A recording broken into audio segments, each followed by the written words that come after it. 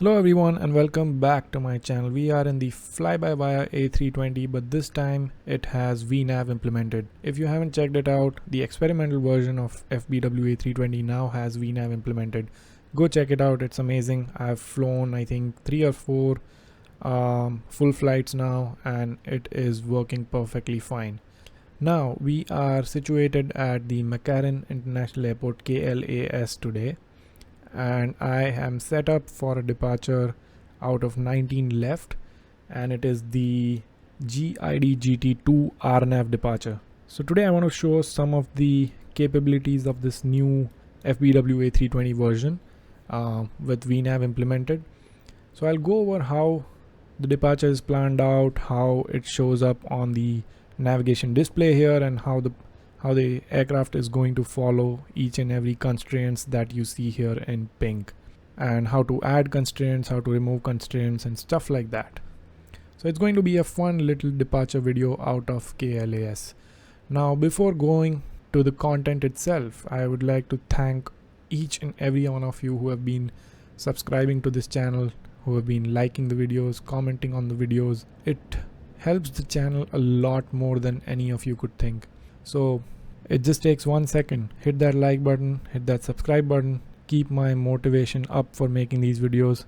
I literally do this for free. I work full time, I study part time, and I do this in the rest of my time. If you enjoy this content, please make sure you support the channel by liking and subscribing. Alright, now that that is out of the way, let's get to the content. Now let's view our first waypoint. So as we get out of runway 19 left, we are going to turn right and go to LEELN. Now whenever on a departure chart you see a line above the altitude, that means you have to be anywhere at or below 8,000 feet when you reach LEELN, and that is shown here by a dash and 8,000. There is no other constraint here. There is no speed constraint, obviously, except the 250 knots 10,000 feet constraint that's there everywhere. There's nothing else here. Now let's review how this shows up on the FMC. LEELN, you'll see the altitude constraint in pink here. If you click on it, there you go. So there is a 250 knot 10,000 feet constraint, like I said, for speed, and there is a dash 8,000 constraint for altitude. Now what if I want to change this? All I can do is hit minus here, and then let's say I want to change this restriction from 8,000 to 9,000. So I'll enter 9,000 here and then click on this. So that changes my restriction to 9,000. I don't want to do that. I want to follow the departure, so I'm going to change it back here to 8,000. But that's how you change your restriction. And if you want to enter a speed restriction, you can do it right here. So let's say I want to be at 200 knots here. So I'll enter 200 and put in the value here. If I want to clear it, I'll hit clear and click on this again, which will clear my speed restriction. I'll keep it blank because there is no speed restriction here. Now let's go to the next waypoint, which is GLIAN. So if you look at it on the ND, there is a plus sign, and then there's 5,000 along with a max speed constraint of 230 knots, which you can see on the chart here as well. By the way, I did not have to put in these constraints manually. Since the nav data and everything is updated on my end, all I had to do was select the departure in here, and it auto-populated all of these speed and altitude constraints for me. I am just verifying them by looking at the chart parallelly. Alright, so GLIAN, it's that. Now here the blue line was above the altitude, while on GLIAN the blue line is below the altitude, which means that you can be anywhere at or above 5,000 feet here. But the next waypoint has a line below 6,000, which means at BACCK you can be anywhere at or above 6,000. So let's say you hit 5,000 here, you're good, and then you climb 1,000 in this 2.6 nautical miles distance and reach 6,000, and the next waypoint you have a minimum constraint of 7,000. So you can say that this is a minimum constraint whenever there is a line below the altitude, and whenever there is a line above the altitude, it is a maximum constraint. So you cannot exceed that altitude at this waypoint. Here you can be at or above that. Now, I think I've already mentioned how to put in a speed constraint. So let's say 230 knot constraint at GLIAN, which is already populated, but if you click on the right select keys, you will see the speed constraint populated here like I showed you before. And there's a plus sign in 5000, which means you can be anywhere at or above that. Perfect. Now the next one was BACCK, which looks good as well. A lowly is at or above 7000, which again looks good. The next waypoint will probably be TTEA. Yep, TTEEA, which is 14,000. And then I merge at GIDGT, which is the final waypoint on my departure, right? And there are no constraints mentioned here on the chart for that waypoint. So you will see here that this isn't populated as well, which makes sense. We'll just go managed here and it'll climb at whatever climb profile we have set. After that, it's going to go to TUKRR, which is this one right here. And before that, obviously, it will go to NICLE, which is this one. Again, through all of these, there are no altitude constraints, there are no speed constraints. So you'll see that all of these spaces are blank. So that's how our departure looks like. Now let's cover how to actually fly it. Alright, so we are at the holding point of runway 19 left right here and almost ready to go. We are fully configured for takeoff, and I'll just go over a few things that I did or a few things that we need to take care of for this departure, and a couple of tips here and there. So first of all, I think I forgot to tell you that you can view these constraints on the navigation display only if you have the CSTR button on. If you have it off, you won't be able to see any of these constraints. The aircraft will still follow all the constraints that you have fed in or that the FMC has in it, but you won't be able to see them on the maps. You'll see a couple of things here. First is you'll see this little blue and pink arrow here. So the pink arrow means that I will be reaching that point. I'll be reaching whatever altitude constraints I'm seeing here, which is 8,000 feet at LEELN, at exactly this point based on my current climb profile that the FMC or the flight management computer has calculated.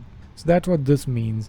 I have fed in the altitude here as 37,000 feet, and I think if I zoom out, I can see where I will reach 37,000 feet. Should be able to see, yeah, right there. So it'll show me a blue arrow where I will reach my final altitude that I've put in, which is 37,000 feet. And the last quick thing to note is when you see a yellow dot here in front of your V-speed indicator, that means you will be on a managed climb mode. So it'll be automatically following all of these constraints and speed limits that the altitude constraints that you have put in. If your speed also has a yellow dot, it means that your speed constraints will also be followed.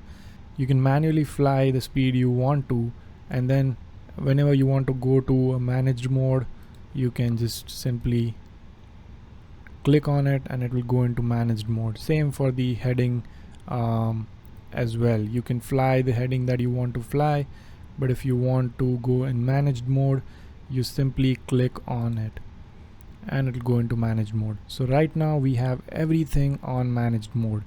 So all we'll have to do is take off, reach about 1,000-2,000 feet AGL, and then we can simply enable our autopilot, and that'll manage the whole RNAV departure that we have fed in. So let's go ahead and take off now.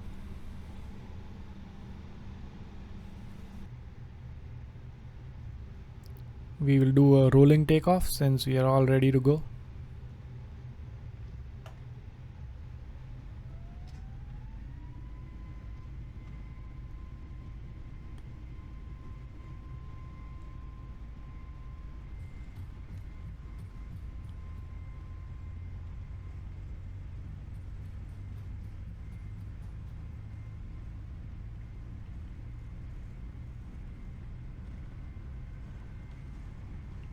There's V1 and rotate.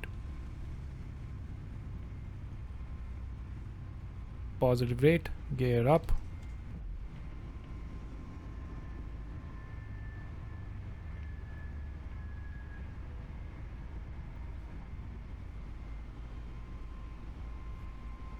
And we are good to enable the autopilot.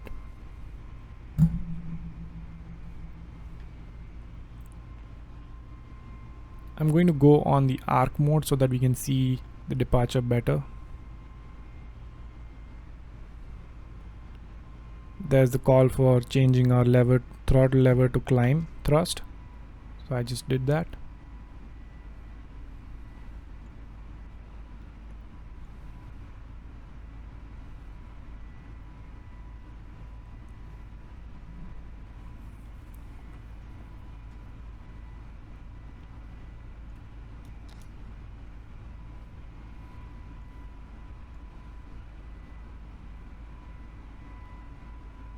And there goes our flaps.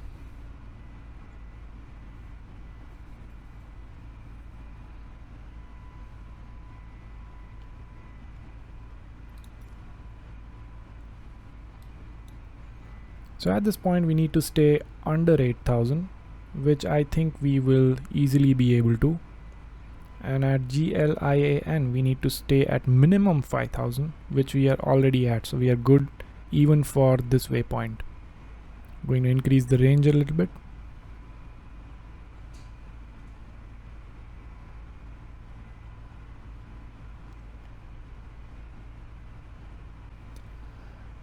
Now there's an interesting thing that has happened here. You will see that we are directly going to 37,000 feet. Now one would ask why, right? Because we have all of these constraints that we still need to follow. But if you see, all of these constraints are minimum altitude constraints, which we are already above that minimum altitude already for all of these, right? Except for TTEA, which it already knows that will be above 14,000 at TTEA. So the point here is it doesn't need to follow all these constraints if they are minimum altitude constraints, right? You'll still see them populated here, and you will see that it still meets all of them. Like for example, BACCK, you need to be above 6,000. We are already at 10,000. So it has already met that constraint, right? It also met the 230 knots max speed constraint at GLIAN, and now it's speeding up to above 250. So it met that as well, but it doesn't have to show it here because it thinks that, oh, these are all minimum constraints and I can easily meet those. Now if I had a maximum constraint here, like the one we had on LEELN, it would have shown up right here.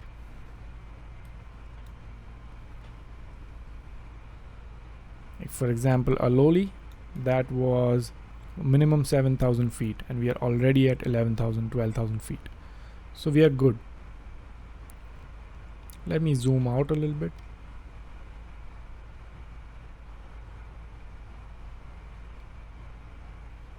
I can turn off the seatbelt sign here.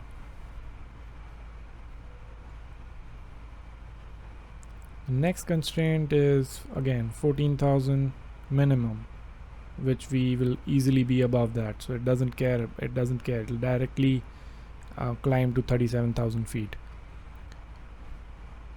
Now let me demonstrate what will happen if I put in a maximum constraint at GIDGT. So let's put in a maximum constraint at GIDGT. It's flight level 290 right now. Let's make it flight level 290 as a hard constraint that it needs to meet. There you go. Now if you go back, if you view your PFD, you will see that you have a 29,000 feet constraint to meet. Why? Because this is a maximum constraint. So I'm going to go ahead and remove this because I don't want any max constraints at this altitude here, or at this waypoint here. Alright, it has also met the TTEEA constraint here, which was a minimum of 14,000 feet. So I think we are good to climb up to 37,000 feet, which is our cruising altitude. Now you will see that there is a small blue arrow here, and this shows where you will be when you hit flight level 390. I just changed the QNH to standard because we hit 18,000 feet. But yeah, that's one of the last things that I wanted to mention, that this blue arrow shows you where you will be when you reach flight level 390. So you can call this as your top of climb point. It also calculates the top of descent point, just like it does calculate the top of climb point, and I will get back to that in just a few moments.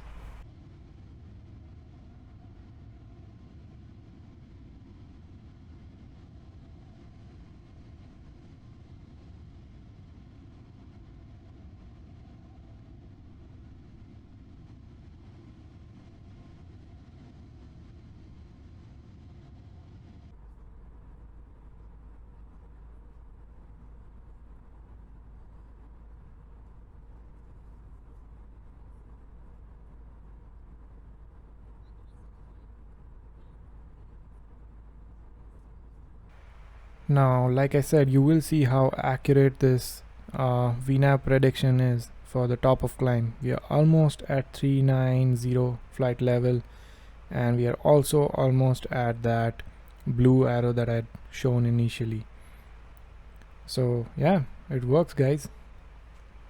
Now the next thing that is important you will see is a white arrow which faces downwards like this, right? And that is your predicted top of descent based on all the altitude constraints that you need to meet on your approach and on your standard terminal arrival. So based on that, it has calculated that we need to start our descent from this point right here. And we've reached the cruising altitude, so you'll hear some announcements.